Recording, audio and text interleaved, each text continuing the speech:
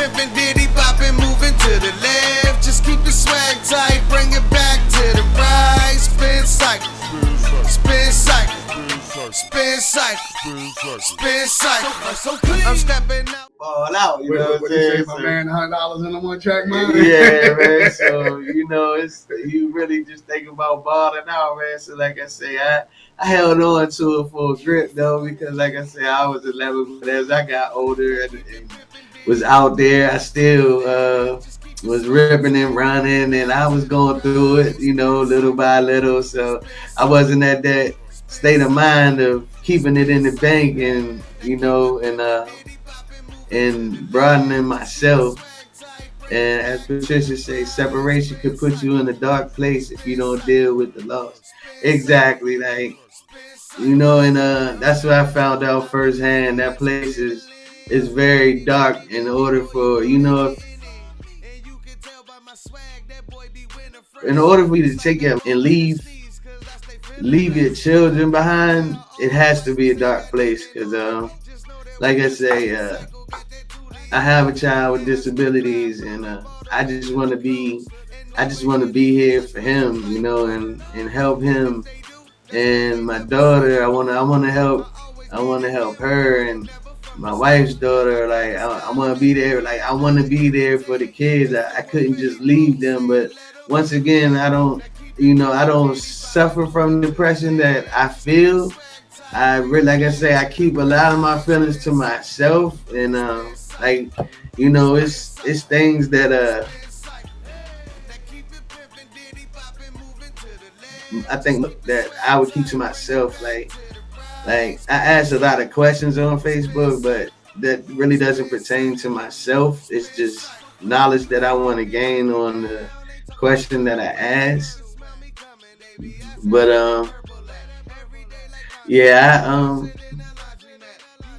I definitely hold a lot to myself. And like I say, it's probably only one or two people that I can say that if I'm really going through something, I'll pick the phone up and I'll call, and I'll ask. And like my homeboy, you know what I'm saying? My homeboy, his wife is in the hospital, and he called me. It ain't cause of suicide or nothing like that. Just it's on something else. She's in the hospital. He called me, and I just feel like I'm a good, like, when he hit me, he was upset, and I love the dude so much. You know what I'm saying? I cried with him. Like literally, I cried with him. You know what I'm saying? And like I said, if that eased his pain any kind of way, that it's somebody out there that I feel like I could talk to and they gonna listen, then I hope that I did that, because you know what I'm saying, I'm a grown man, you know what I'm saying, and just to hear my homie going through something, and I know he's a strong dude, and him breaking down like that, like I know he's going through a lot, so it just hurt me, and all I can say is, yeah, man, it hurt me to the point to where I had to cry with him, and I feel like that's the type of person I am, because I just wanna help people, like I don't want nobody to ever that I come across me to feel like they couldn't come to me and talk about anything, because I'm definitely gonna try my best to help you out, because it's wild, man, because I would never want nobody to commit suicide. Like I say, I've struggled with it for years, and I still to this day really don't understand the decision that my father made, because like I said, I was 11. I still got my whole life ahead of me, and I think the situation, I'm not gonna say it changed my life for the worse, but I definitely started going downhill, because then I lost somebody that was strict in my life that would have definitely kept me going the right direction, because of how stern he was on us. Right. As Patricia said, we'd have to stop standing behind the word strong. It's okay not to be okay. Definitely is.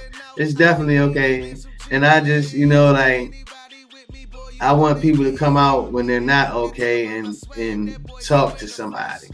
Like, actually, like what Patricia is doing, she to me is I think she's the angel because, like, I've watched her podcast, and make sure y'all go check out Patricia's podcast because she's deep with it and she's serious. And like I say, I watched her podcast, and definitely believe she's an angel because she just wants to help.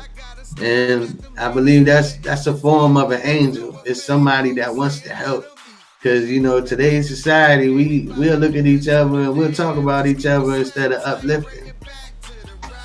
And I really feel like, that's just the motto of society almost, man.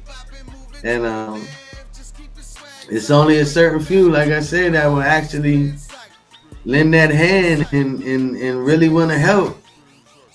Some people will help you just to say they helped you. You know what I'm saying? They'll help you out, but then when things get sour between y'all, they'll be the first ones to run and tell how they helped you, or run and just put you back down. Like, so instead of building you up, they still won't put you right back down. And I try to, I don't want to be that person. I'm definitely staying away from those situations because, like I said, I just want to help. And like back to my father, I like I said, his depression I didn't understand at the time. So it opened my eyes, and I realized then that depression is, it's so hard to deal with. And they actually give people medicine for depression, man. Yeah, they do. They didn't put you on any kind of medication when you was younger, though, did they? Nah, I didn't. I did go through therapy, but like I say, I was still 11, so I didn't really take into therapy because it was just I was still a child, so it was still not so understandable to me to the point of where what she was saying was sinking into me, because like I say, I still didn't understand it. And like Patricia said, that's right, I want everyone to vibrate at their highest frequency. And I can tell that, because the podcasters that I watched of yours, you're always uplifting, you always giving the right messages. So, I thank you for that, because like I say, it's not too many people that will uplift you. Like I said, we tear each other down so much, finding the ones that uplift you that you could actually call and get that message from. Those are the people you need in your circle. Hey, if you want to come up, Patricia, there's a link up top. You can hit. You don't have to get on camera and that. If you just want to talk instead of typing, be up here. I got the link. It started right here. Like she was saying, how how was it watching my mom deal with the because that was hard, definitely hard.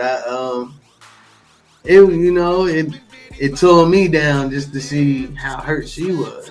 Like she, but really is a strong woman, and my mother's a pastor, so she has faith, and I believe she just relied on God and put it in God's hands, and let God, deal with the situation and uplift her and watch over us at the same time. That's just the link up top. You keep going. Okay, yeah, that was the link up top. So, she, watching her, like I said, watching her deal with it was very tough. You know what I'm saying? Like, anytime you lose somebody, it's always a tough situation. But to have somebody take their life and then to be blamed